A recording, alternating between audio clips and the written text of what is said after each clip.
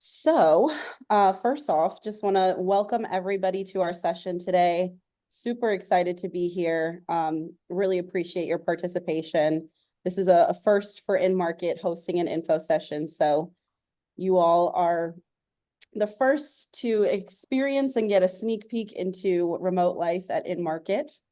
And my name is Julia. So I manage the talent acquisition team at InMarket. You're also going to be able to interact with some other members of our teams within different departments at InMarket today at the latter part of our session through the fireside chats.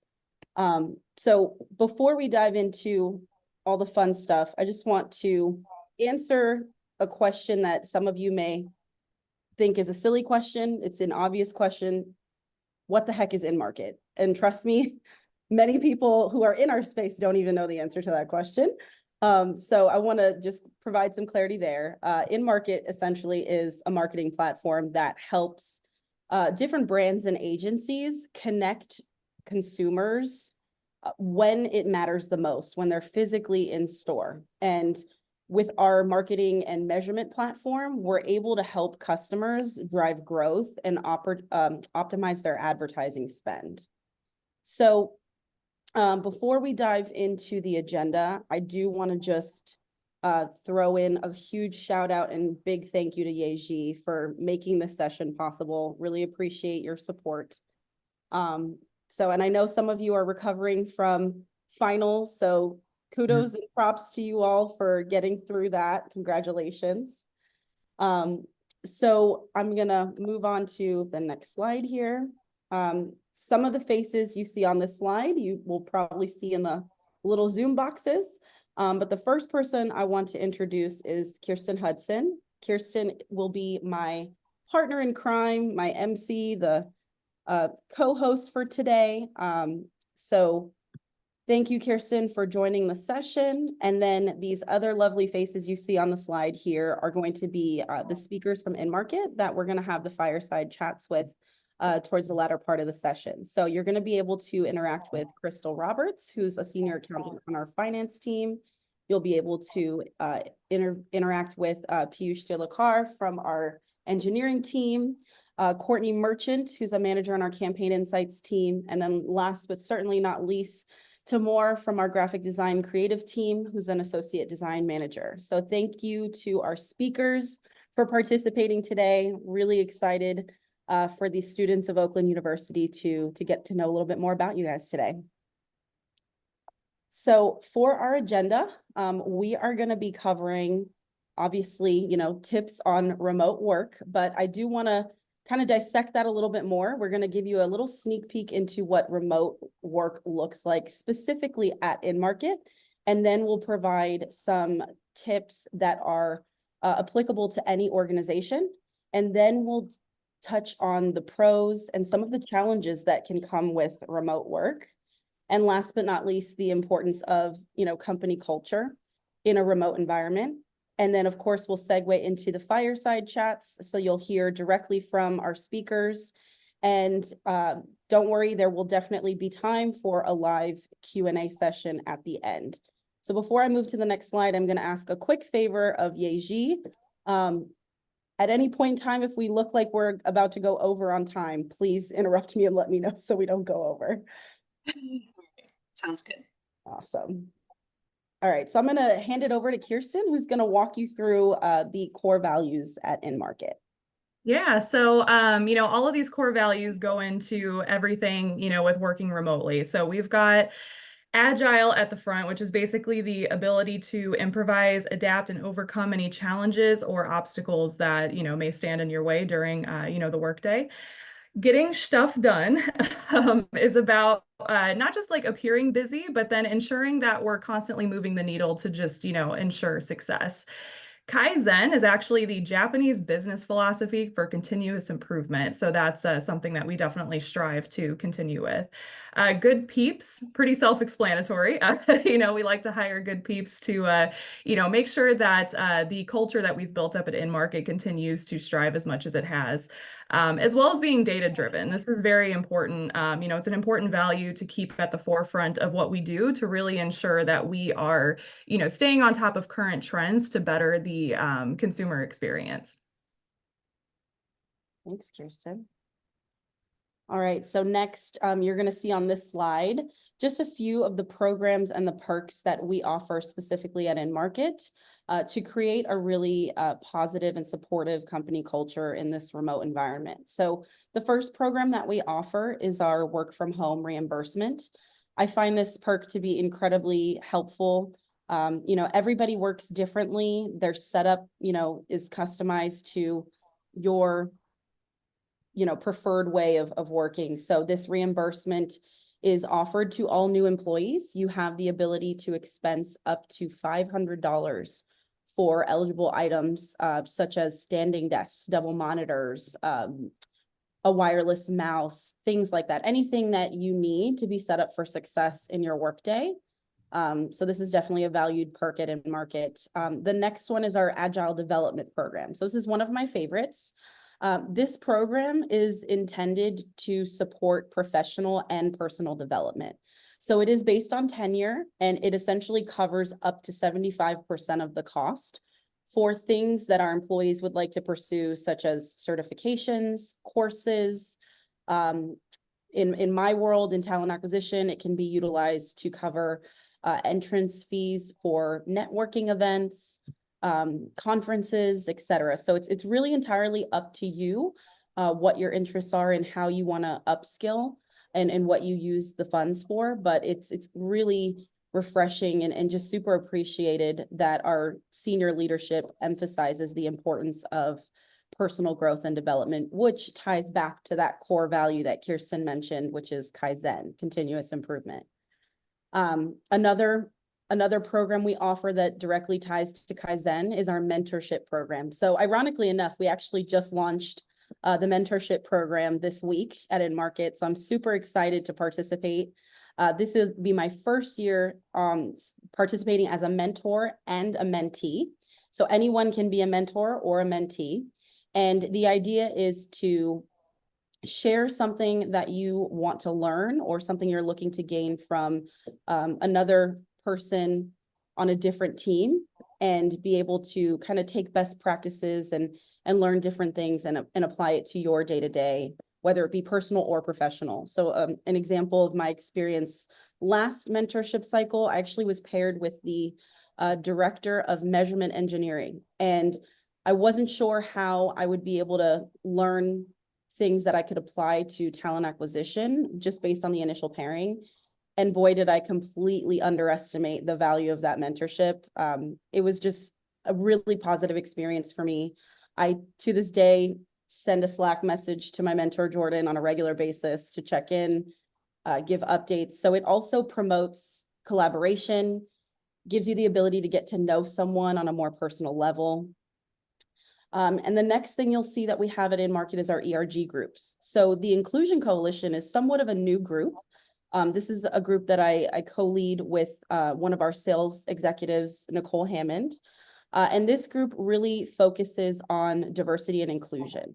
So a goal for us at InMarket is to create a safe space where every and anyone at all levels and all positions has somewhere to go where they are able to share their culture, their experience, and celebrate those differences. So we do also serve as an advisory committee to our senior leadership team when decisions are made or things are planned that are for our employees.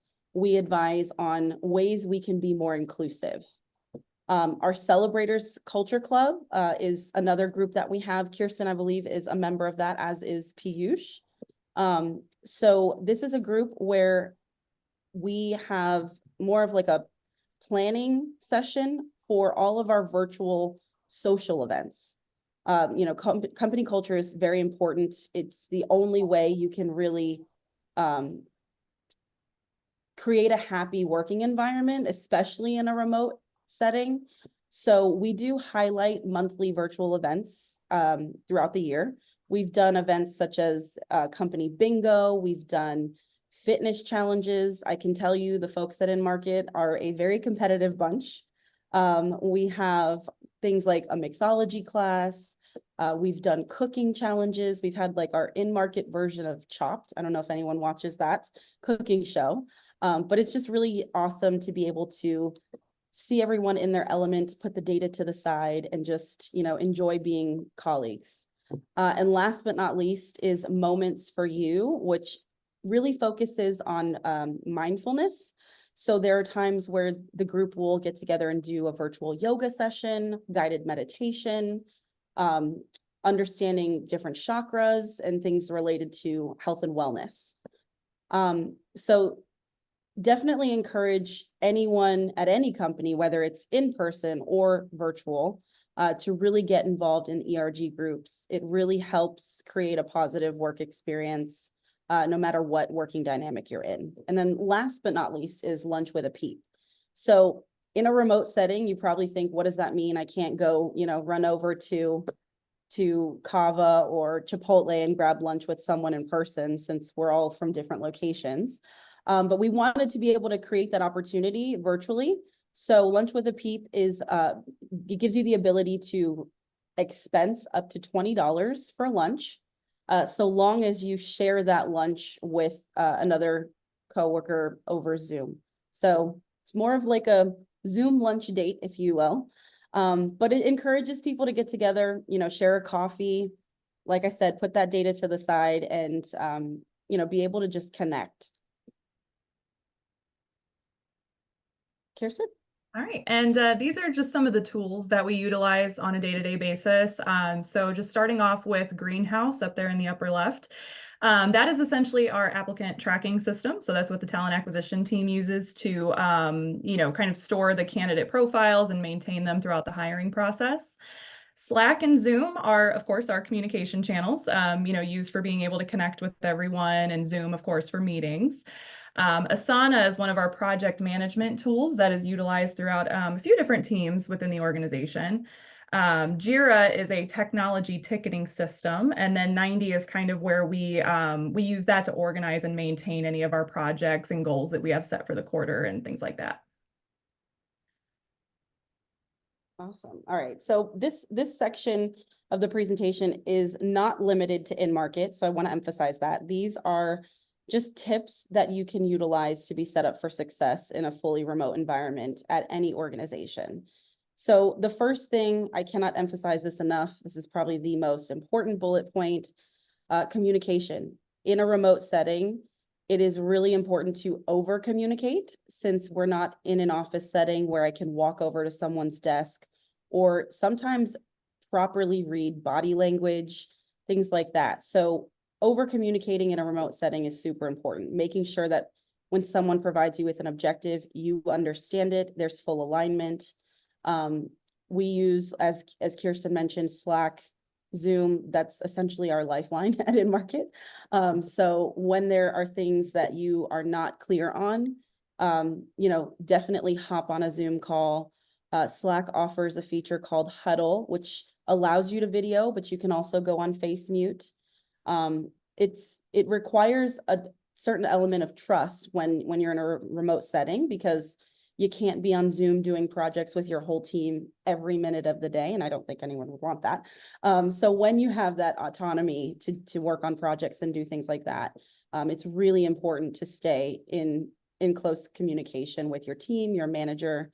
So a rule of thumb that I follow is, if something requires more than 3 exchanges of correspondence, whether it be Slack or email, it's likely something that should be taken to a Zoom to get clarity, so that both parties understand what's being asked, or what needs to be done, or what the issue is.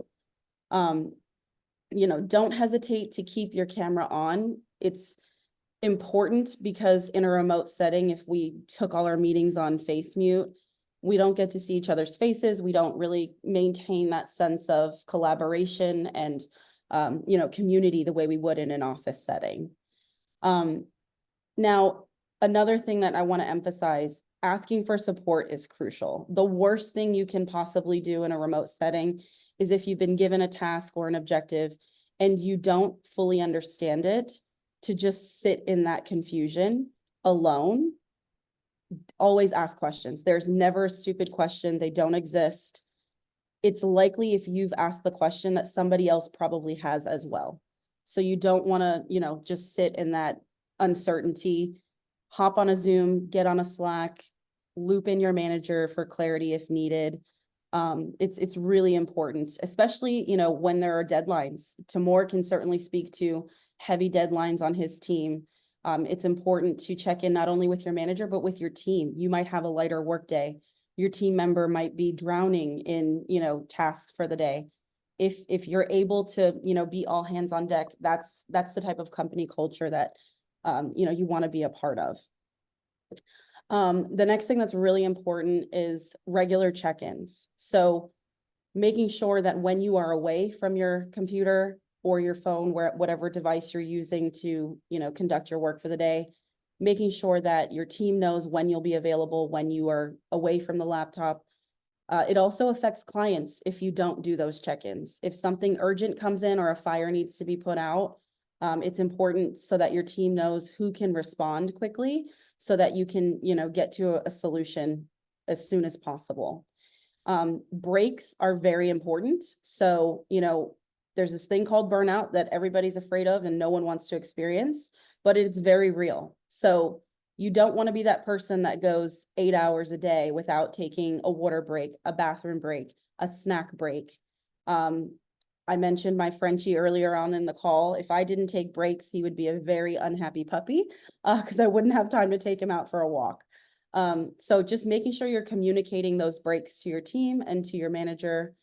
It's always helpful. A big thing that is very useful to me is calendar blocks. If it is a time slot that you are absolutely not able to be responsive quickly, block that on your calendar regularly so your team and cross-functional teams know that you're not available during those times, whether it's lunch, whether it's you need to log off to do something for an assignment, or if you're pursuing your master's, it lets people know what your boundaries are and when it's appropriate to reach out to you. So the next one is really important as well. Developing a routine is crucial. Not everybody works the same way.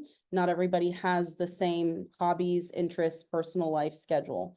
So if you know your schedule, set yourself up for success to be able to, achieve everything you need to do in that daily routine. I'm a single mom. I have a little one. So there are days where I have a hard stop to get her to dance practice. There are other members within our organization who are pursuing higher education, so they have to log off by a certain time to get to class. So once you know how you like to work and what your schedule looks like, you can block that on your calendar and not have to race to the clock to get everything done in time. It's really crucial to create a focused work environment. Minimal distraction is ideal in a remote setting. So wherever you need to be, that doesn't necessarily mean locking yourself in your bedroom and just knocking out all of your work. I'm someone who cannot work in my bedroom. I need the separation. I need to be able to work in an office or in my living room so that I don't carry my work into my personal downtime of my bedroom for the day. Some people don't prefer to work at home at all. Maybe there's a co-working space, or if you're a Starbucks person, 90% of my one-on-ones with my direct manager happen when he's at a Starbucks or, at another location. It kind of creates some variety in your day and it gets you out of the house. So you have the ability to dictate what environment works best for you. And it's also important to utilize the right tools. And by tools, I mean Wi-Fi, fast Wi-Fi, definitely mandatory in a remote setting. The worst thing you want is to be buffering on Zoom meetings and having to shut down. Things like a standing desk. If you don't want to be sitting all day hunched over, invest in a standing desk. Ergonomic chairs for comfort. Things like those don't seem to be an immediate priority, but over time they can be, and you want to be, mindful of your physical well-being as well. So it's really important that you invest in things that are going to really set you up to be the most productive and be able to drive outcomes. The importance of logging off is crucial. Understanding your boundaries. Just because you can sit on your sofa and answer emails at 9 o'clock at night doesn't mean you should. It seems like it's feasible, but it can become a pattern, and then you are over time not able to separate the two, and those lines can get blurred sometimes. So when you're on PTO, take your PTO. Trust that your team can properly cover you. Communicate with your manager what needs to be done when you're not at your laptop or on PTO. Prioritizing that sense of community, like we discussed on company culture, is crucial. I really cannot stress it enough. It helps prevent isolation. It helps keep you engaged with different personalities, and it makes you just an even more valuable asset to the company, because other people get to learn about you and your experience and your personality. Good peeps is huge for us. So we want to know about who our good peeps are and what they like and what they do in their free time and things like that. And last but not least is dressing properly. Some people think remote work means you can only, you only have to get up and get dressed from the waist up. That's not the case, or at least it shouldn't be. Wearing pajamas is cool. But I warn specifically the ladies, do not let remote life get you caught up in leggings and sweatpants. Leggings had me in a chokehold during COVID, so I had to switch it up and remember what it's like to actually put on jeans. So dressing properly really creates some separation from getting up out of bed, changing clothes, and starting your day. Kirsten? Awesome. Yeah, I love that Julia gave me this slide to present on, because I could talk about this all day, but I know got a time limit. So so one of the very first pros of working remotely, I think, is definitely the working from anywhere aspect, kind of how Julia had alluded to, with, working from a Starbucks or, just any coffee shop you like to go to, an additional workspace, anything like that. But also being able to have that flexibility of, traveling and stuff and still being able to get work done. So it's definitely a huge pro with working remotely. On top of that, the flexibility aspect. So not only being able to have that working from anywhere, kind of aspect within the within the remote work itself, but then also having more flexibility with, life outside of work, your hours, work that needs to get done, and just kind of planning your day appropriately and kind of, providing any flexibility that you need there. I think also one of the coolest things is not having a commute. As much as I love to drive, I hate commuting, so I love working from home. So obviously that eco-friendly aspect there as well, is awesome. Also the workspace customization. I know Julia had also kind of touched base on the reimbursements that we do for, any office equipment that you need. So being able to be in your own workspace at home, customizing that how you want and not having to follow, the typical gray cubicle, that you see in an office space, but being able to kind of do it up a little bit to your liking. It's also very cost effective, not just in the sense of not having that commute and saving money on gas, but you're probably saving money on food too by not having to, order out or go out to lunch with your team almost every other day and, just things like that. So being able to save money there as well. The work-life balance, that's definitely a huge pro with this. I think that's something that everybody strives to achieve, throughout their work life, is making sure that that's equally balanced with their personal life as well. Julia had also touched base on, working remotely and being able to go to school to achieve higher education, being a parent. I just happen to be doing both. So having, work-life balance for me, personally is also really great. If you're in one of those situations where you need that, that balance to be pretty equaled out for additional things that are occurring outside of work as well. And increased productivity. I think a lot of people that work remote find that they do have a lot more productivity when they are working remotely, as opposed to being in an office and kind of getting caught up in the office banter that's happening in the break room, or just, your work bestie that's sitting in the cubicle next to you, and they just want to gossip all day. So I think, being able to have your own space at home, and being able to, just experience more productivity in that sense of being able to really sit down and focus on work and not have to worry about, additional office chatter and whatnot. Love it. All right. So as wonderful as remote work sounds, there's certainly challenges that come with it. And I do want to emphasize that remote work is not for everyone. Like I said, you really have to learn and understand what your preferences are, what your routine looks like. It requires definitely a lot of self-awareness to be able to, be accountable for getting your work done. So one of the challenges with remote work, whether it be working for a domestic company or a global company, is time zone differences. Big shout out to my team members that have joined us from the West Coast. This is their first meeting of the day. We work with folks from time zones in Milan, Italy, and Bolivia and Argentina with our engineering contractors. So it can be challenging to be able to collaborate at a time that isn't, outside of working business hours. So that's something to be aware of and to calendar block accordingly. Isolation. I think COVID was really a sobering experience for many, being locked up in the house, cooped up, not being able to go outside. So being in a remote environment, if you are someone that lives alone, there can be a certain element of isolation. It's harder to meet other people and bond on a daily basis because you're not working in an office setting. So being mindful of that. If you, are cooped up in the house, create time on the personal side to connect with other people. And like I said, utilize the Zooms, the huddles on Slack, and participating in the ERG groups. That will give you that social aspect so that you're not just, talking to yourself and a month in talking to the walls. So for technical difficulties, it's inevitable. I mean, it can happen in office, but it's a little bit more challenging if you're someone like me. I am the least technical person on this Zoom. I can guarantee you that right now. So when I have technical difficulties, I do need support from others on our IT team.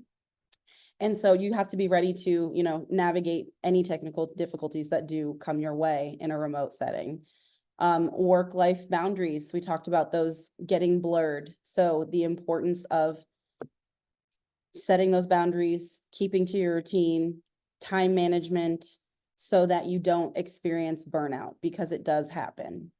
The risk of miscommunication is key, and that's why I emphasized, the importance of over communicating. There can also be a difficulty in building relationships, not only with your teams, but other people within the org. If you don't know anyone outside of your immediate team, it might make you more resistant to reaching out to another member of a team that you may not work with every day. Don't be shy, reach out to them. Hey, I don't know you. I'm on this team. What do you do? So that's the solution to that challenge. And then last, Kirsten's going to quickly touch on company culture because I'm looking at the clock and we are a few minutes behind. Yeah, so basically this just kind of wraps up everything we talked about, just more in like the general sense of like, a remote company you're working for, even, if it's not in market. But basically to wrap up the company culture, engagement in our Slack social channels is definitely very important. Like for example, InMarket has like celebrating MVPs and celebrators club and InMarket news and all that. So it gives us an opportunity to, kind of keep that sense of community through those different social channels. We do the participation in virtual events, which is the Celebrators Club events that we had discussed, that the Celebrators Committee gets together once a month, or a couple times a month rather, and discusses the plan for the next month's virtual events that are going to take place. ERG groups. So Julia touched base on these in terms of the inclusion coalition that we have, as well as Celebrators Club and the Moments for You. These are just a few of the different groups that, if you feel like you identify with, they are amazing to get involved with, to really also build up that additional sense of community. Attending company retreats is great as well. You get a chance to meet with people outside of the Zoom box and, get a chance to come face to face with the people that you work with every day. And it's awesome. And then the participation in the mentorship programs. Julia had briefly touched base on that as well. It really gives you an opportunity to understand more of what's going on in the company and different departments, speaking with different people that maybe you don't get the chance to talk to very often, and really get a chance to learn a little bit more about what's going on in the company. Awesome. Thanks, Kirsten. All right. So we're going to segue into the fun part, which is our fireside chats. So I'm going to hand it back to Kirsten, who's going to introduce you to Crystal. Yeah, so hi, Crystal. This is Crystal Roberts. She's our senior accountant on the finance team. So really, I'm just going to start with some intro questions so everybody can get to know you, and then we'll jump into the fireside questions from there. So first thing, since we talked about time zones, where are you located at, Crystal? Orlando, Florida, on the East Coast time zone. Awesome, awesome. And what's your favorite thing about working remotely? Well, first of all, not having to sit in traffic is pretty awesome, but I'm also able to be there for my daughter more, like walking her to school, walking home from school. So it's nice to have that work-life balance. Yeah, that's awesome. What do you and your team do at InMarket? I am part of the revenue team, so it's our job to control revenue, make sure that our financials are accurate and closed on time. And I also help with the cash receipts, applying client payments. Awesome. Awesome. Thank you for sharing that. I'll go ahead and jump into the fireside questions now. So the first one I wanted to ask you, how do you ensure accurate and timely financial reporting in such a fast-paced, dynamic work environment? That is the bulk of my job, and it's really based on good preparation and organization, knowing our close cycle. For example, we close invoices on the fifth business day, fifth calendar day of each subsequent month. And after that, it allows us time to do completeness checks, variance analysis to catch any potential missing income that was not caught in the first wave. And then in addition to that, we use accruals to catch income that has been earned, but we don't quite have the support or the purchase orders or the agreements to actually generate invoices. And we also use systems like Asana and then Salesforce to check to see what's out there that the salespeople are expecting to come in, but we don't quite have the information. So it allows us opportunities to reach out and ask, hey, what's the status of this? Did we provide services in the closing month? Gotcha. Awesome. And could you share a time or an example of a time where you had collaborated with another team to achieve financial objectives? As a part of my close process, I meet with the sales and the account managers in my revenue stream and discuss any huge variances to understand the behaviors of the clients that drove those variances. This allows me to give better explanations in our financial statement analysis, but also we discuss projections of client activity when we don't quite have the work reports for the closing month. So it allows me to understand what they believe the projections to be and then provide the accrual basis to close out the month timely. Gotcha. Okay, awesome. How do you stay informed about changes in financial regulations and industry trends that may directly impact the operations of InMarket? Unfortunately, I have to seek it out. It's not out there waiting for me. I need to go out on Google, and if there's a specific event, PwC, Deloitte, KPMG do great analysis write-ups on upcoming regulations or recent regulations. So it's good to have that. They'll give examples. And also my license requires 40 hours of continuing education. And when I seek out those hours, I try to find conferences and courses that relate to what I do in my career. Mm-hmm. Yeah, awesome. What techniques would you say you use to stay connected with your team and maintain a sense of camaraderie while working remotely? Showing my face on meetings is actually a big help because it feels like you're actually talking to another human. Zoom, Google Meets. Sometimes when we're looking at something, one of us is sharing our screen in a Zoom call or a Slack huddle will allow us to know that we're looking at the same information. It helps to facilitate communication and also attending the social events. Sometimes as an introvert, it's a little hard to get out there and be around people, but actually getting to know your coworkers helps to understand where they're coming from, especially at times when their communication might not be as great or your communication might not be as great. It's knowing that there's another person over there with good intentions kind of helps get through those hard work days. Yeah, absolutely. Definitely. Can you discuss any tools or technologies that you use to stay organized and productive throughout your workday?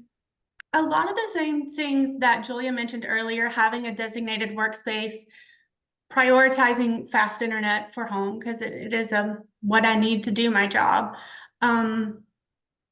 Sharing screens when we need to discuss things. And actually, I think working from home improves my productivity from when I was in the office because as an accountant, we're detailed people and it's nice to have access to all of your stuff right there in a meeting as opposed to trying to go off of memory or whatever small bullet points you brought into an actual conference room. So just, oh, and the second monitor is really helpful. So you can look and then see other information. Yeah, definitely. I would never get any work done without a dual monitor. But that's the last of the questions I have for you. So I'll pass it off to Julia for the next one. Thank Thank you. you. Thanks so much, Crystal. I really appreciate you participating. I think you gave really valuable perspective from the finance department. So any students that might be majoring in finance or accounting, please feel free to connect with Crystal on LinkedIn. So we're gonna move on to the next fireside chat, which is with Tamoor Chaudhry, who's our Associate Design Manager on our creative team. Thank you for joining us, Tamoor. How are you today? I'm good. Thank you for having me. Awesome. So where are you joining us from today? So I'm based out of Los Angeles, so on the West Coast. Awesome. Oh, so it's super early for you. Thank you for joining us first meeting of the day. So what's your favorite thing about remote work? I'd say probably not having a commute. I actually used to work in an in-market office before we went fully remote, and I would have to commute like an hour each way. So that's like 2 hours I like get back in my day that I didn't have before. So definitely just the time you get back from commuting. Love that. 2-hour commute is not my cup of tea. Yeah. So can you share with the group what you and your team do at InMarket? Yeah, so the creative team is mainly responsible for building creatives for all the campaigns we run. So for cool clients like Clorox, Levi's, Anheuser-Busch, and Dunkin'. And then our team also produces a lot of the material from our marketing team. So things like product sheets, sell sheets, decks, presentations, things like that. Big shout out to the creative team. We would not be as successful as we are without their support and expertise. So kudos to your team.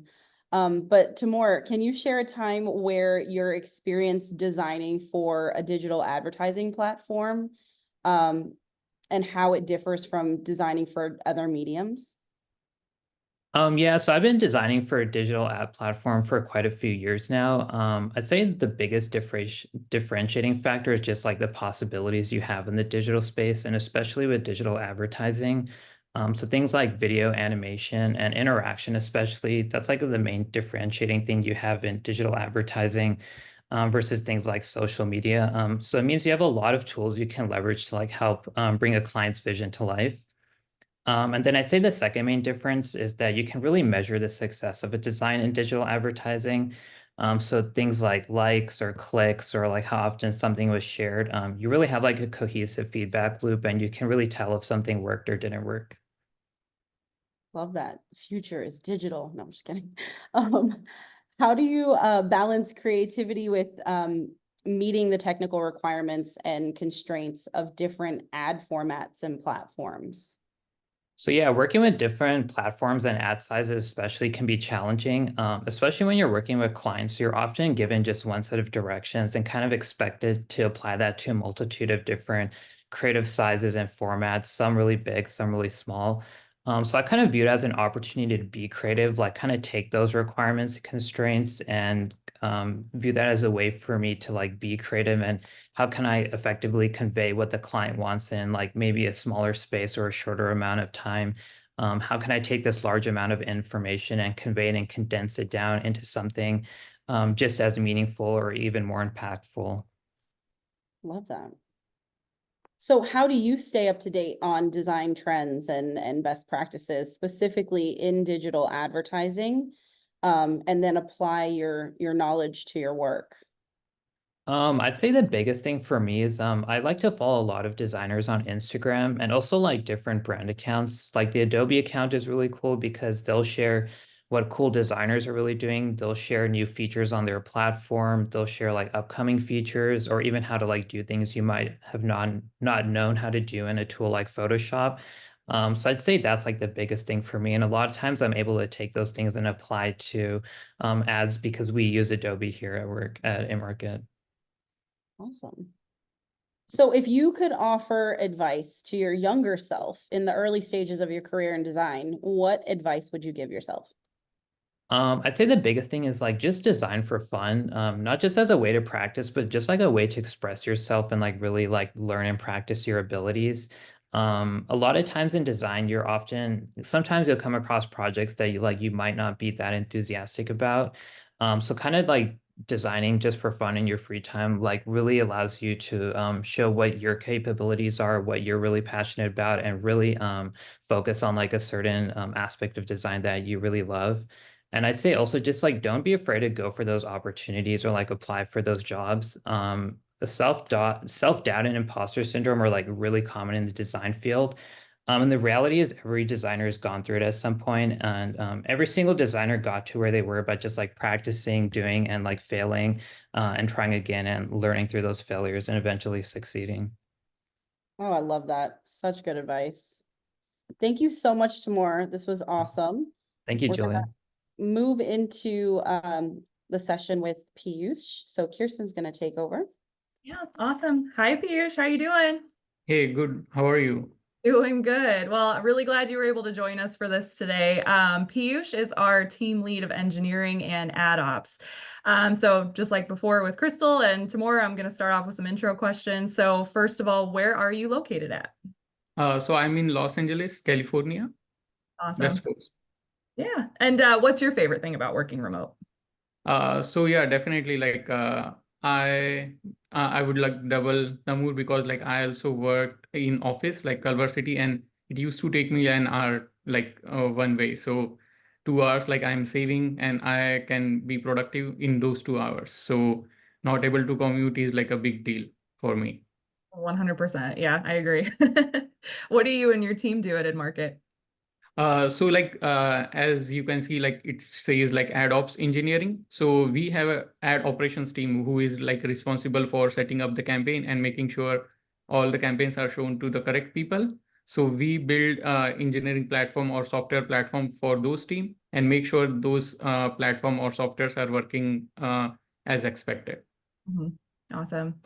All right, cool. I'm going to go ahead and jump into the fireside questions. So the first one on the list is your official title, like we said, is a team lead of engineering and ad ops. So what exactly does that mean, and how do you contribute towards InMarket's business goals?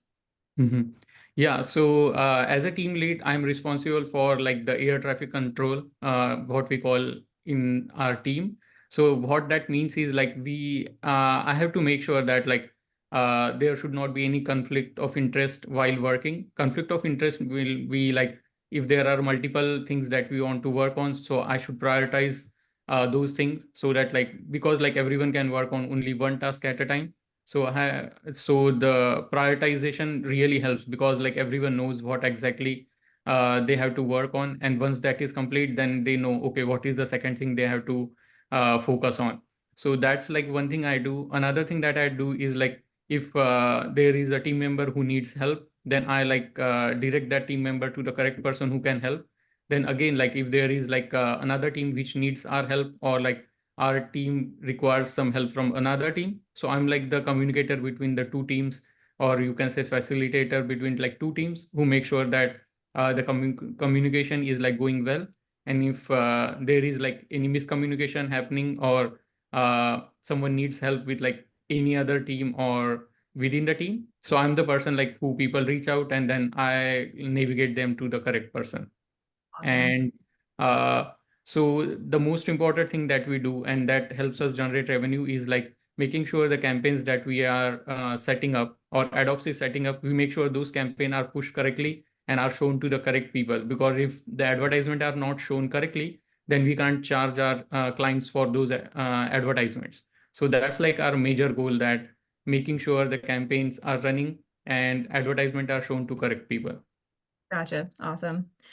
And in a remote environment, how do you collaborate with cross-functional teams such as ad operations to ensure cohesive and effective delivery of solutions? Yeah, so like it's like easier when you are working with like your colleagues within your team. The communication becomes easier because like what we do is like every day, start of the morning or like when we start our day, we have the daily sync in which like we just update the team that what we are working on, if we need help, anything is blocking us, or like what is our plan for the day. So that helps like everyone in sync, so that like if anyone needs help, they can like let them know at the start of the day. And another thing that we do is like we also include some of the ad operations team in that meeting, so they also know what we are working on, and if they need any help, they let us know. Then we also have like weekly sync with them, twice a week, like we meet those people and check with them that if they need any help, or if there are any open issues, or any work that we are like it's in progress, so we give status about that to the ad operations team. So that's how like we collaborate within the team and like across the team. Gotcha. Okay. And can you share any experiences where you successfully resolved a technical challenge or like a bottleneck, and how did you approach that? Yeah, so like as like our team is like very much focused or like is responsible for these kind of things, where if the things are not working correctly, we should like help them like unblock that particular path. So yes, there was like a time when I was like working with like the team, and we were trying to figure out like if the click through is working correctly or not. And the ad operations team like came to us and told us that they think that the click through is not working. Click through is something when you see an ad, you click on it, then it should go to the correct landing page, whatever like advertisers wants to go to. So that particular thing was not working correctly, and the user was navigating to like 404. 404 is like something there is no way to go. So we with the team member, like we figured it out. So what we did is like we set up the advertisement, and like we actually tested it on our own phone, and that helped us like figure out the issue, that there was some values which were not correct, that had like the special characters, and that's why like it was failing. So we let ad operations team know that, hey, this is the special characters, you have to remove it. And they removed it, and then everything started working correctly. So the most important thing during like this investigation was like proper communication. We were communicating each and everything with AdOps, and AdOps were communicating each and every issues with us. So I would say like whenever there is a conflict of, or like you have some issue, so communication is like should be like very clear, transparent. That helps to solve the issue quicker. Yeah, definitely. Communication, communication, communication. How do you approach defining project priorities for your team in alignment with the company's goals? Yeah, so like what happens like every quarter is that like we work with ad operations team. We ask them what is their priority, because like we consider ad operations team, or I would say like ad operations team is our client whom we serve. So that's why like client is like very important to us. So that's why we communicate with ad ops and ask them what is their priority for the quarter, and depending upon their priority, we decide what would be our project goals. If they need some software help, or there is some new features that we need to build, then our goal or our motivation is to make sure that ad operations team would be able to work. We say this frequently, that our aim is to like make ad ops life easier. So that's how we do it, like using like the software or the features that we build. So I think like that is something like we should do like as a team, that if we are supporting some another team, or we have a direct client, then we should work with the client and make sure whatever their priority is, we should make that our priority. So that really helps. Gotcha. Yeah, definitely. What would you say are some of the key skill sets and qualities that you look for in an engineer when you're hiring for your team? So the most important thing is learning, or willing to learn. The engineer that we hire, the person should be willing to learn, because it will not always happen that the person will be working on the same language, same technology, because you can see like the technology and language keep on changing. So if you are stuck with one technology or one language, then it would be very difficult for you to, to grow or like to learn new things. So that's why like you should be always open to learn. And that's most important thing we look for, that you should have like your basics clear. Because like if your basics are clear, then you can be language agnostic. What that means is like you would be able to work with like any kind of language. You don't need to be expert in any particular technology or any particular language. But if you know the basics, you know how to Google at least, you can get the work done, and that's what matters. 100%. Yeah, definitely. Well, thank you so much, Piyush. I really appreciate you going into more detail and providing some insight there. Thank you. All right. Thank you, Piyush. So I know we're getting pretty close on time here, and I don't want to rush Courtney's session. So I'm going to ask everyone, we can multitask here. If you have questions from anything we've covered thus far, as I'm walking through Courtney's fireside chat, please drop that in the chat. So that way, as soon as we finish Courtney's, I can quickly segue into the chat box and hopefully get some answers out on your questions. So next slide is welcoming Courtney Merchant. Thank you for being here today, Courtney. Courtney is a manager on our Campaign Insights team. Hi there. Thank you so much for having me. Really excited to be here. Awesome. Well, I'm going to dive right in. So where are you joining the session from today, Courtney? I am joining from Austin, Texas. Awesome. So what's your favorite thing about remote work? My favorite thing about remote work was actually getting to move back to Austin. I'm from Texas originally, went to University of Texas at Austin, and worked at InMarket for over 5 years. I've worked in the Chicago office, New York office. Something that I really loved about going remote is when we got the okay to work from wherever, that I was able to move back to my happy place. It was also a bonus that our headquarters ended up moving from LA to Austin around the same time. I would have moved here either way. So that was just a big bonus. What I love about that too is having an office here, it's completely optional. If you want to have a change of environment, it's there without having to go through, like desk pass and different things like that. And if there's someone that you want to collaborate with, you can kind of go in and have a space to meet, but it's completely optional. There's no pressure. So I personally really love that aspect. I love that you're back in your happy place. Yeah, me too. So I'm going to ask you kind of a double-sided question here because they're pretty closely related. So first, I would love to have you explain what you specifically do at InMarket, and then I'd love it if you could explain what your team does for our clients. Yeah, definitely. So I am a manager on the Campaign Insights team, and kind of what the team does in general is we look at InMarket's clients' campaign data. And with that data, we tell a story, analyzing that and giving really actionable insights and recommendations that they can carry into their next campaign to set it up for even more success with the learnings that we got from that campaign. We also at InMarket have a lot of purchase data as well as visitation data. So we're able to answer clients' business questions and kind of really lean into what's interesting to them at the moment, what they want to learn more about, and answer that with our data. Both in written form, we put that in a deck format that can be passed along if they don't want or don't have time for a meeting, but can really process that within the deck.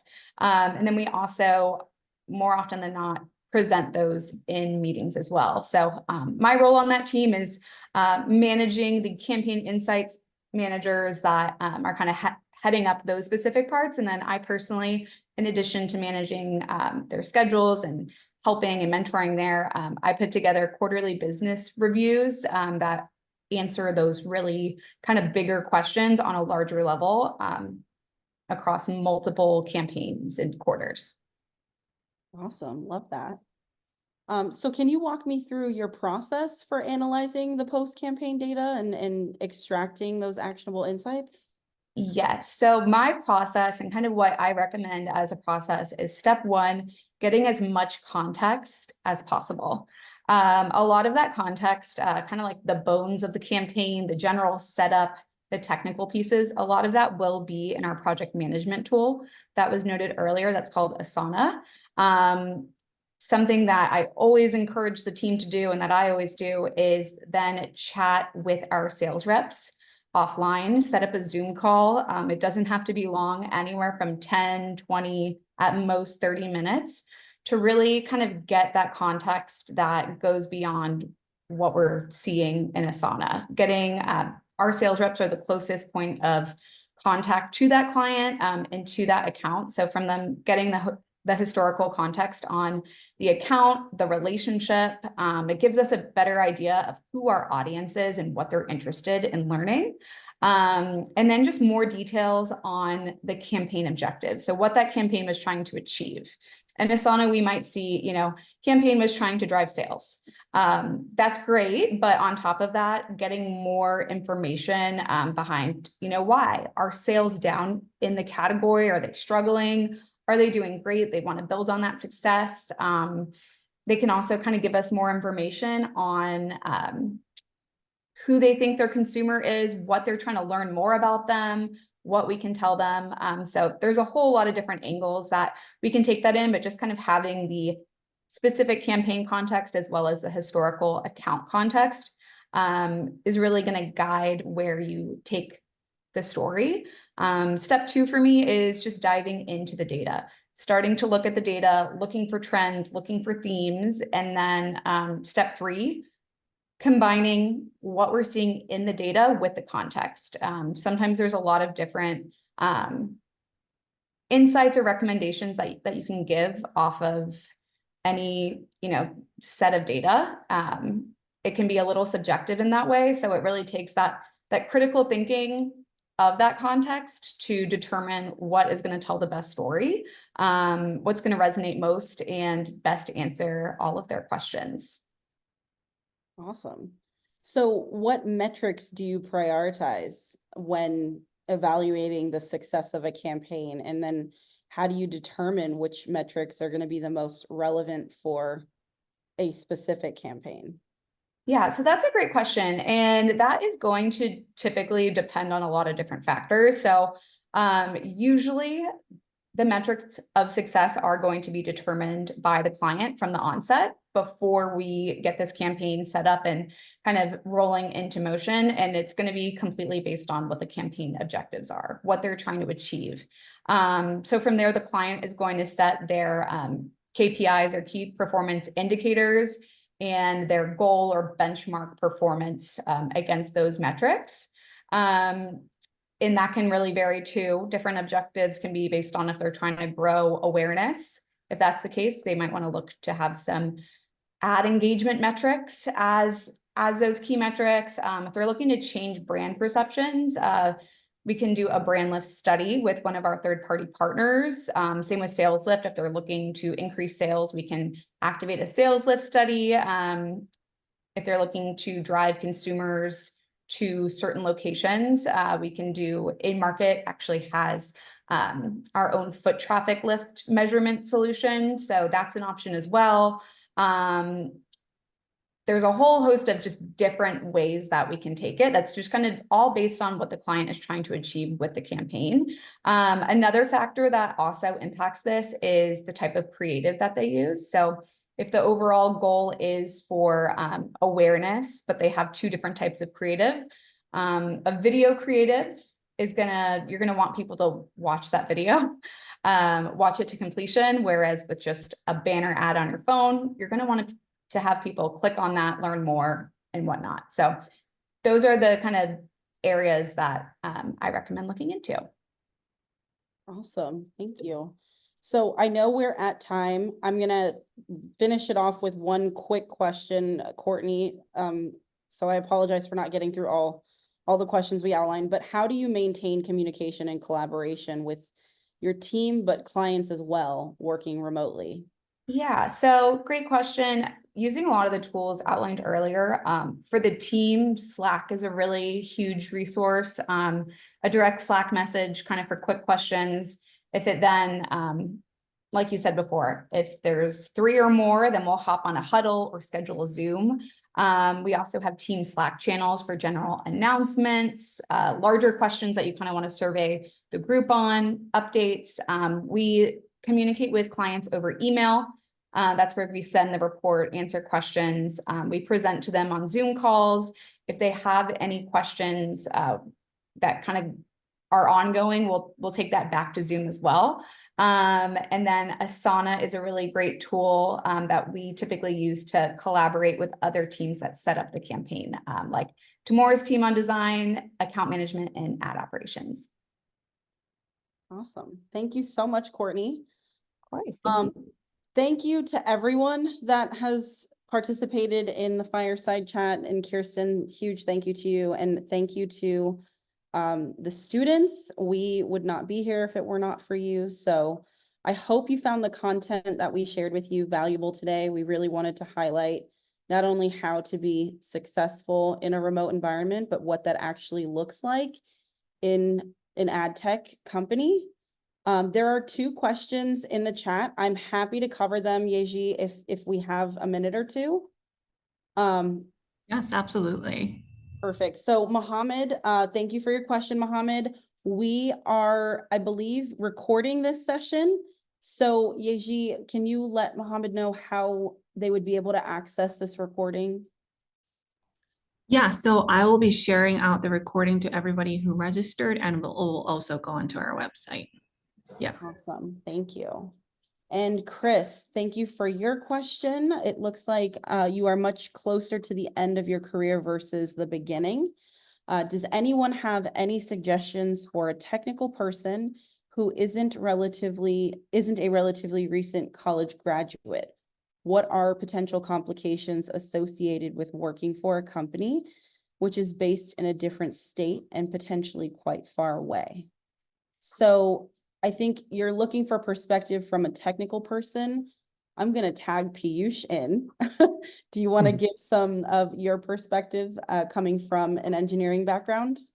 Yeah, so I'll tell something about me. So like last week I came back from India, and most of you might know like India is like a completely different time zone.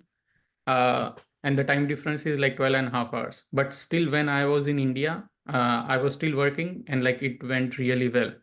And like I'm someone like who is responsible for like managing 6 people team. So maybe that is something I was doing. So the challenge, I would say, when I was like individual contributor, you don't have to follow any time zone, because the only person like you really have to let know is like your manager, which you can like tell at any time. But when you are managing a team, so it might happen that when you are like not working in like PST time or EST time, that's when like maybe your team member, some of your team member needs your help and you won't be available. So that can be one of the challenge. So the way I handle it is like I was like working in PST hours, so that like I can be available for the team. But in case like it's not possible to work on the same time zone, what you can do is like you can have like a document, or you can have a communication channel. When you are not available, they know like whom to reach out. So I hope that helps. So that I mentioned like I worked from India, because when you asked for different state, this was like altogether a different country. So that's why I mentioned this.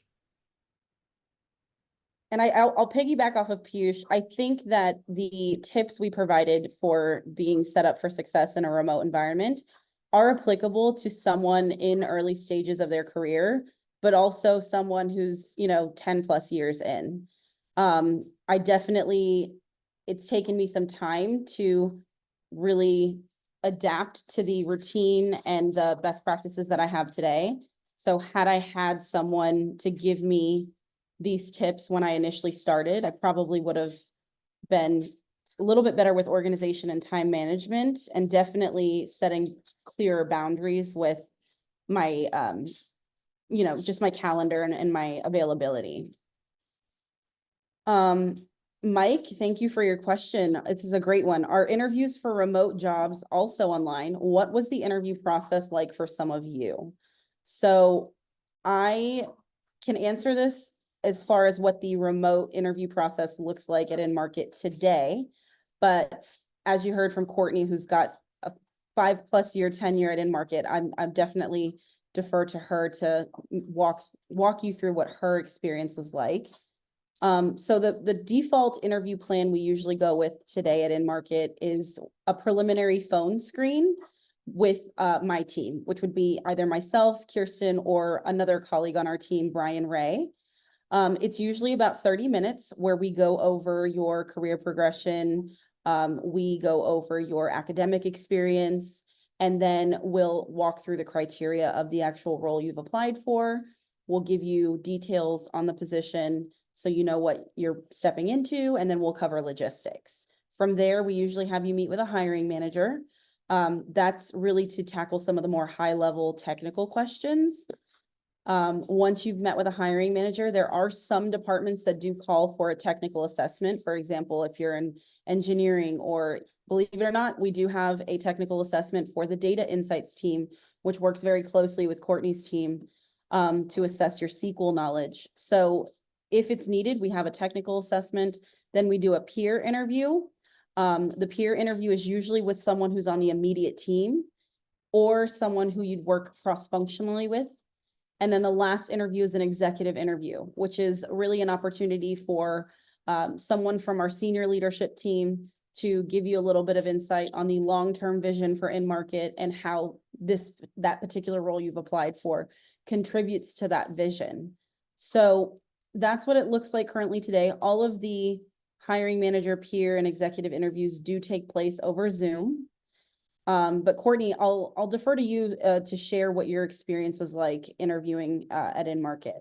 Yeah, happy to speak on that. So my experience about 5 years ago was a really positive one. It hasn't changed. Like there are things that have changed since then that are also positive changes. But I would say my favorite part of it was getting to meet all of those different people in different roles in different departments. I think it gave me a really good sense of InMarket's values and general mission, seeing that from those different point of views, meeting those different personalities. It just gave me a really good sense of who I was going to be working with and what the culture was. So I personally enjoyed that part a lot.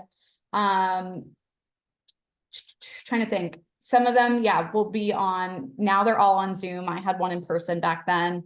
And then something else that has been changed is our team also has a slightly technical test as well, more just looking at data and telling a story with it. So that is something that really helps us see how someone thinks, which is really just what we're trying to see at the end of the day. So super great process. Everyone's really friendly, and you can definitely get a good sense of company culture. Thanks, Courtney. Another great question from Teresa. How easy is it to get remote jobs? Any suggestions? So I want to start by saying today's job market looks very different than it did, a couple years ago. I do think it's a little bit of a turbulent job market. Which means it's just a significant amount of competition out there. So I wouldn't say it's easier to get a remote job in comparison to an in-person job. I think it requires the same amount of preparation and effort. Couple things I can share with you as suggestions to, set yourself up for success for a virtual interview. We have the luxury of the internet. So LinkedIn, I would be as nosy as you possibly can, familiarize yourself with different stakeholders within the company that you've applied to, understand that company's core values or mission statement, familiarize yourself with their website. Don't be afraid to connect with people from that company. If you're really looking to commit and really see yourself being a valuable asset to that organization, get to know the people that are already there. I would also recommend virtual backgrounds. I cannot tell you how much of a difference it makes in a remote setting. As you can see, this is certainly not my view as much as I wish it was. So virtual backgrounds can help eliminate distraction. They have every kind of virtual background you can think of. So they even have ones like I've interviewed using a virtual background of an actual conference room where it looked like I was sitting in a conference chair. Definitely come prepared to your interviews. Create almost like an agenda of just thoughtful questions, but make sure that they're questions that really highlight the fact that you've done your research and that, you're taking it a step farther than what's easily accessible on the company website or in a Google search. I would also recommend familiarizing yourself specifically with the interviewer. So if there's publications about the person you're interviewing with, you're not always going to interview with a peer. You may interview with, a VP of a department or, the chief accounting officer or, the CFO. Understanding, what their accolades look like. And, sometimes a lot of our in-market folks incorporate elements of their personality. It helps kind of break the ice. It really opens up that window for just, camaraderie and like positive banter back and forth, but also make sure that you're coming across as intentional. Like, I applied to this job on purpose and here's why. But I also want to emphasize for those who are early in your career, and this is advice that I try to pay forward because someone gave that advice to me. Do not sell yourself short. If you are someone who has never had a full-time job or ever had experience in the corporate environment, do not focus on the things you lack in the interview. It's a recruiter's job to identify the skills that are transferable. So you need to focus on the highlights and the strengths that you have. And if it's something you haven't had exposure to, then you need to identify an effective way to highlight your willingness to learn. And Piyush mentioned, the key thing he looks for in a strong engineer is someone who's willing to learn. You don't have to be an expert at every language under the sun. So that will take you a lot farther than hopping on an interview and saying, the first sentence is, I know I don't have this, but I have done this. Reframe that narrative. I've noticed that the job description calls for this. I've done X, Y, and Z, and here's how I think that would transfer and how I could make a positive contribution to the team. Next question is from Mike. Thank you, Mike. Are any in-market internships open? So great question. They are not open currently at the moment. We're in the process, very early stages of the process of building out our internship program for 2025. So one of the reasons why we wanted to partner with Oakland University was because we really want to be more involved with students. We want to create more opportunities at a junior level for fresh grads, but also be able to consider folks who are pursuing higher education, master's, PhD, et cetera. So my first participation in an Oakland University event was actually the career fair. And so from there, it was a really great learning opportunity for me to figure out how we can add value to this partnership. And so the next step for us at InMarket is to actually formally create an internship program. So stay tuned. There will be more updates on that in the future.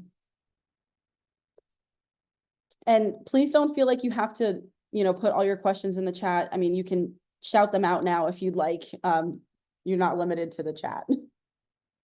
I was just wondering. Thank you so much for answering my question. Yeah. Absolutely. One thing I kind of wanted to add is like one thing that definitely helped me in the beginning of my career was actually like working with the recruiter who like helped me write my resume. Because working with the recruiter, like he ensured that like my resume was correctly formatted, it was conveying the right information, and like just working with that recruiter, it like when I reworked my resume with him, it got me like a lot more job callbacks and it ultimately got me my job at InMarket. So working with someone who's a recruiter, like an expert in that field, like can definitely help you guys like potentially get more interviews as well. Thanks, Tamoor. That's super valuable advice. And I'll piggyback off of that. One thing that I certainly didn't have back when I was applying to jobs was the luxury of this wonderful creation that is ChatGPT. But I will say, make sure if you're going to utilize ChatGPT that you really reframe it in a way where it reflects your personality, because you're going to have to speak to it.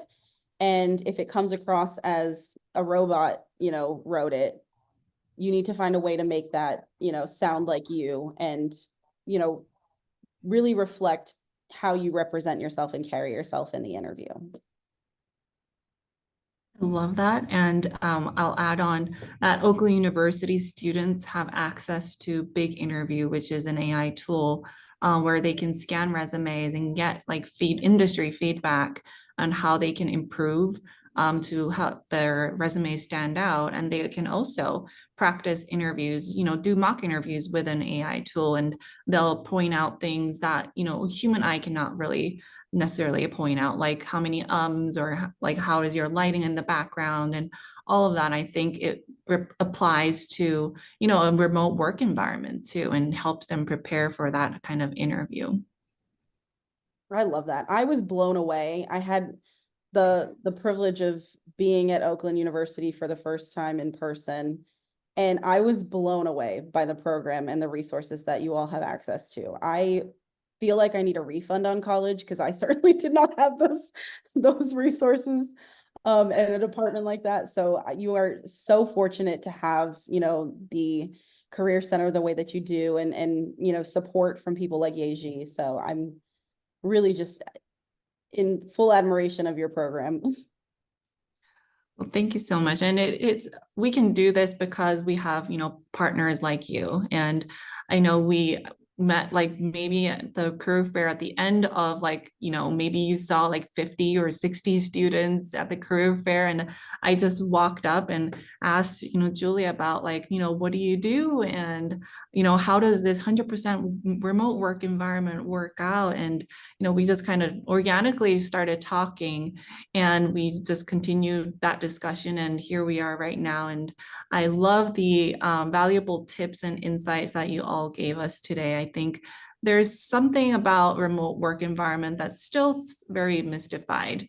There's a trend, definitely, still wanting to maintain that remote work environment, and a lot of places are going hybrid, but they don't really know exactly what's going on inside people's homes, right? How do they, make work, possible at where they sleep and eat and all of that. So thank you so much for providing your experiences and how you continue maintaining that company culture and still make, feel like you're part of that company and a part of a team, and still, continue to succeed. So it was so wonderful to have all of you here. And we hope that you, come back to us for the career fair and continue on this engagement. And for those students who are still we're looking for remote jobs or, any kind of jobs, we're still available all throughout the summer. And, if you do find a remote job and found this workshop to be helpful, give us a shout out, give a shout out to InMarket, and let us know how you're doing. We love to help out and support and advocate for you. Yes, definitely let us know. Don't hesitate to reach out. I've got some of our contact information on this slide. So Kirsten and I, like we said earlier in the session, represent the talent acquisition team at InMarket. So we not only want to create an opportunity for students at Oakland to somehow become a part of, the InMarket community, but we also want to be a resource for you as well. So that means a resource to answer questions and provide support, even if it's for opportunities that are not within InMarket. So if you have questions, like Tamoor mentioned, having the support of a recruiter or someone who's a subject matter expert, please don't hesitate to reach out to myself or Kirsten. We're definitely here to support and help any way that we can. And then for future opportunities, I've also listed our InMarket careers page. That is a list of our open headcount. So any opportunities that we will, have open and formally be hiring for will be on that page, or also on LinkedIn. So just, stay in contact with us, please. If you have not already connected with the speakers and myself and Kirsten on LinkedIn, do not hesitate to do so. We're excited to stay in touch.